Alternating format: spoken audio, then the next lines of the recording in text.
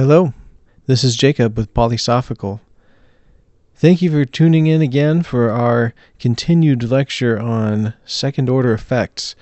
Without further ado, I'm going to go ahead and continue forward in the series of examples that I have amassed to demonstrate what exactly is a second-order effect and how do they influence our day-to-day lives. Here are a couple examples in the realm of parenting. The iPad kid. The iPad kid is a subject of first-order thinking, that the kid places too many demands on the parent's time and attention, so they are given the iPad to regulate them and give them somewhere to direct their never-ending attention. I mean, trust me when I say this, like, kids are like a gas. Kids will fill the entirety of the attentional space given to them, and they just soak it all up, and then they want more. So I'm not saying that I never let my kids watch any screens or anything, but you can see how the pressure, especially on a lower income or a stressed situation, could be, if I just give them this iPad, if I just give them this phone, then they'll stop bothering me and I can recover from my freaking 12-hour shift as a nurse, or I can have literally any time to just make food or take care of myself, go take a shower. That's how you get into the situation where the second order effect, the higher order effects, are that the child then becomes unable to regulate their attention and emotions without the use of the iPad.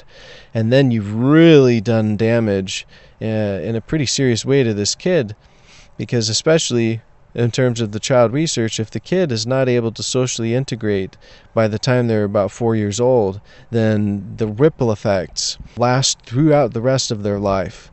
Then it's really hard to right the ship once things have become dysregulated at such a young age. And I think we are just barely getting to the beginning of what this whole iPad kid phenomenon will wreak upon our civilization, because it's not good. It is really not good. And I think it's going to be a class divide as well, even further separating the high and the low class, so to speak. However, when you set boundaries with a toddler, the proximal effect is screaming, them going insane, them crying, them being sad. But as long as you're doing it in the right way, again, coming back to that qualia, that how aspect of things, you're authoritative, not authoritarian. You're not coming down too hard. You're not permissive and letting them get out of it and teaching them that a boundary doesn't mean a real boundary, that there's this tightrope you have to walk. But on the other end, the second order consequence is the toddler will learn. Like, that is them learning. They are naturally pushing the boundaries all the time, and it takes some authoritative parenting to help them figure out where those boundaries actually stand, and then they get to become more pro-social, because that is how the child is molded into a pro-social being. Aside from just time, are those boundaries set up by parents first, and then by their friends, and then by society at large. And you want to set them up for success, so you don't want to be too permissive, but you also don't want to be too authoritarian, and then they don't have their own sense of autonomy and free will. So it's tricky. It's very tricky. And second order effects in general are very tricky, and parenting is full of them. Speaking of school and things, education has a couple really interesting examples of second order effects. One of them is getting into a good college in general. It is the second, or maybe third or fourth, whatever, higher order effect of a series of good decisions over many years. You can't just get into a good college overnight by just existing and then applying.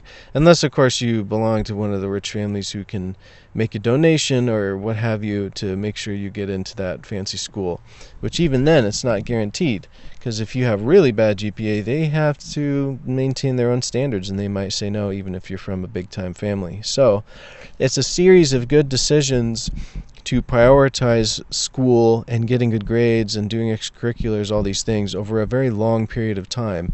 And then you have the higher order consequence, which is you were able to get into college, a good college, and the even more higher order consequence, which is you now have access to all of these resources to prepare yourself for a career in the contemporary world and get networked and get a set of skills you can then bring into the world and make a good living for yourself. And that's of course if everything goes right. But it can go right. I am not in the camp of never go to college. I think that that's a mistake. I think that there are some people who shouldn't go to college simply because that's not where their strengths lie. That's not what they're interested in. But I think the blanket advice of like college is outdated, no one should go to college anymore, it's just a waste of time and money. I think that the data on that is pretty conclusive that it is indeed still very much worth your time to go to college, especially for a bachelor's degree. And if you have any doubts on that, go and watch the YouTube channel Urgently Firing. He does a great job going through all that stuff. What's an example of unintended second-order effects in education? Well, I would go forward and say Common Core and the mandated tech grants that gave everybody laptops and stuff in the mid-2010s. Those pushed out experienced teachers and replaced them with young and inexperienced ones, which, among other things, has led to worse academic outcomes. This is one that would take some real time and effort to prove definitively. But I think that you can see how the logic at least works here, where you have this specific policy, we're going to mandate that all schools do Common Core, which is more than even just a set of initiatives and key performance indicators, but it's a way of teaching. Even the curriculum is sort of being mandated from the top down. And those teachers, as experienced teachers who have been doing this for a long time and understand students in the ways that they learn and struggle so intimately, they say, well, I need to retire in the next few years anyways, may as well just do it now because this is just insane. This is ridiculous. And then they leave.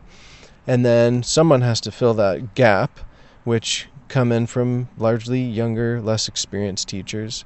And that comes with consequences. And the academic outcomes went down, and that may not just be from the curriculum itself. It may not just be from having all these computers and thus distractions in the classroom all the time. Now, I think there is definitely something to be said that it is a second-order effect, that the teachers who could have helped the students do the best that they can left because of all of the changes. And the third order effect is that the students then do less well than they could have, or should have. In politics, there is just a never-ending stream of examples of second-order effects and the government's ability to plan for them or lack of ability to plan for them. Here is a really interesting, I think, example of where second-order effects were the goal of the movement and not just taken for granted or not thought of at all. So the civil rights activists of the 1950s and 60s, they endured a lot of persecution and physical violence as first-order effects to their actions of civil disobedience and sit-ins and marches and things like this. The second-order effect was a moral pressure which built up inside the United States of America to enact pro-civil rights legislation, thus ending Jim Crow laws, ending segregation, and these things were higher order effects. This required a level of forward thinking that was beyond just, oh, well, if we do these things, if we civilly disobey in these ways, we're going to get the hoses brought out on us, we're going to get beaten, we're going to have all these bad effects put down upon us. Those are the proximal, the first order effects. But they pushed through those activists and planned explicitly for the second and third order effects, which is the moral pressure that built up in the country. They were great at using media in this way, and then the pro-civil rights legislation that was passed because of it. A time in which second-order effects were not taken into consideration. This is from one of the Reason TV episodes. This is a really funny one. So, the British Cobra bounty. In British India, when it was a colony of the British Empire, they had a lot of cobras slinking around and causing damage. Very venomous snake. You don't want those guys around. So the British Crown put out a bounty. For every cobra brought in, they would get a certain amount of money. Well, follow the money. Guess what happened? People turned it into a way of generating income for themselves and their families. They started breeding cobras. And so then you have all these people breeding cobras and taking the cobras in and getting the bounty for the cobra that they bred. They didn't just find it in the wild. They bred the cobra, got the bounty, used the money to breed more cobras. They're turning it into a business. This is a cottage industry now. And so then the British Crown finally realized what was going on, and they said, no more bounty on cobras. And then people, guess what, released the cobras because they didn't want a bunch of cobras living right next to their house. And so they released them into the wild, and the cobra problem was worse than it was before. So that is a great example of second-order effects of people following the financial incentives that are laid down by a given policy. And if you're not thinking through, if we're giving people money for cobras, how could they take advantage of that incentive? And you're not thinking through that way, you are going to get blown up by second and third order effects, just like the British did. Now, before we get into contemporary church issues and second order effects, I want to talk about a couple things just from the scriptures. So Amulon in the Book of Mormon, he is one of the wicked priests of King Noah. And he and the priests, after they kidnap the Lamanite daughters and they're living in the wilderness for who knows how long, they go and meet with the Lamanite king. And they basically convince the Lamanite king that they should be, let in and teach the people all their stuff. And the king likes it. The king likes what they have to say. And that's what they do. And so Amulon and the priests, the first order effect of this is that, well, they have a place to stay now. They're not living in the wilderness. But they also teach their wicked religion, and they're entrenching anti-Nephite beliefs in the Lamanite population. So they're even more anti-Nephite than they were before these priests started coming around and doing their thing. However, there are some second-order effects, and these are not entirely bad. For all of their text-heavy, law-heavy religion and the anti-Christian dogmas that came with it, because Amulon and the priests preached this particular form of the law of Moses, it actually encouraged literacy amongst the Lamanites. And the literacy allowed them to engage in commerce, and it made them rich, and it made them a cunning people. And that is a very interesting second-order effect that I just thought was worth including, that because Amulon and the priests were allowed to start preaching in the Lamanite lands by the king, the first-order effects were more religious, but the second-order effects was they became a literate people and thus were able to gain the benefits of literacy and numeracy. So now we have contemporary church policies. This one is a personal one. This one is something that I'm not going to say this is a bad policy, because so many of these things, you understand what the rationale was. You understand what the intent was. But they're not thinking through the second-order consequences of what the incentives lead to for the given policy. For Latter-day Saints, it is up until recently that there was a policy for no dating until 16 and no exclusive dating until college or after your mission or what have you, wherever that line in the sand is drawn. So what happens? It makes the opposite sex a forbidden fruit.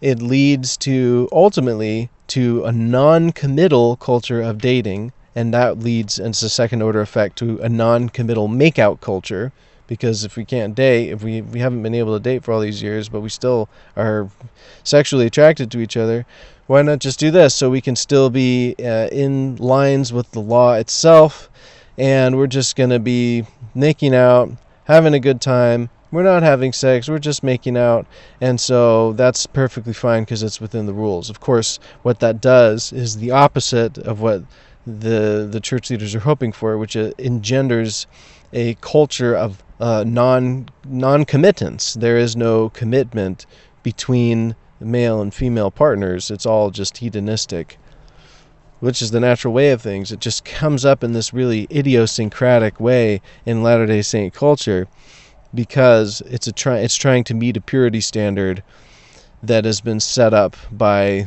the For Strength of Youth pamphlet and other things. That again they're coming from good intentions, but you got to think through the second order effects of these things and at least address them. At least try and cut them off at the pass.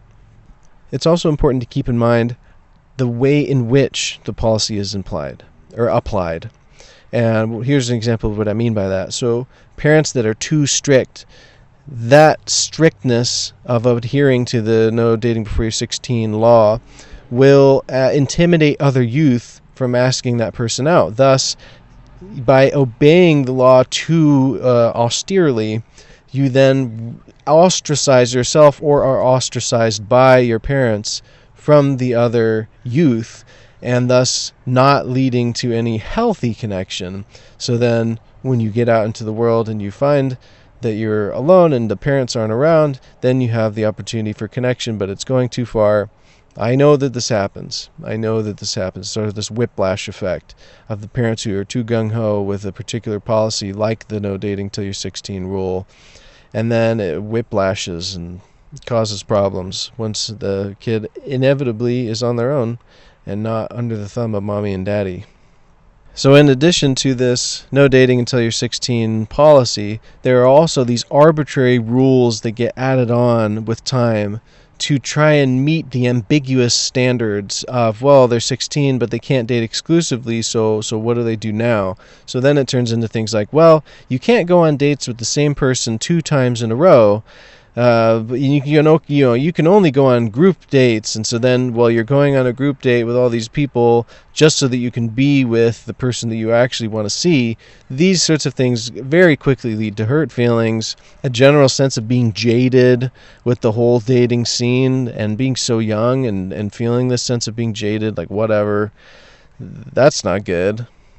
And this in general brings to light the hardline dogmatism, this certain dogmatic disposition that someone like Bruce R. McConkie or Ezra Taft Benson represented, and their legacy is still felt in the church. And so the first order effect of this sort of hardline, dogmatic, doctrinaire sort of approach to the church is retrenchment, community cohesion even around these doctrines. But some of the second order effects are, especially with the internet, the whiplash of, well, if this is what's true, if all of these things are so true that you're saying, President McConkie, President Benson, then what about this? What about this? What about this? And the internet has really opened up a lot of taboo material and generated second order effects of definitely, you could say, varying intensity and quality. One of them is the Gospel Topics essays. The church would not have written the Gospel Topics essays if there had not been the first order effect of these sorts of taboo topics, race and the priesthood, LGBT concerns, polygamy. If these things had not been blown up online by all sorts of people just writing online, the church would have had no incentive to do something like the Gospel Topics essays. So that's actually a very interesting and I'd say positive second order effect. But what's another one? The polygamy denial movement. It's more second order consequence of the church's original response to taboo material by locking everything down, preventing discussion, etc., things like that. So no discussing polygamy at all, let alone Nauvoo polygamy, early polygamy. But those are two sort of different second order effects. And there are things that we don't know what the second order effects will be yet because it's too soon. The main one for me is the elimination of the young men's program and the young men's presidency. What is that going to do to young men over time as they transition into fully grown adult men? We don't know. Time will tell, and I appreciate you guys. This has been Jacob with the Polysophical Society.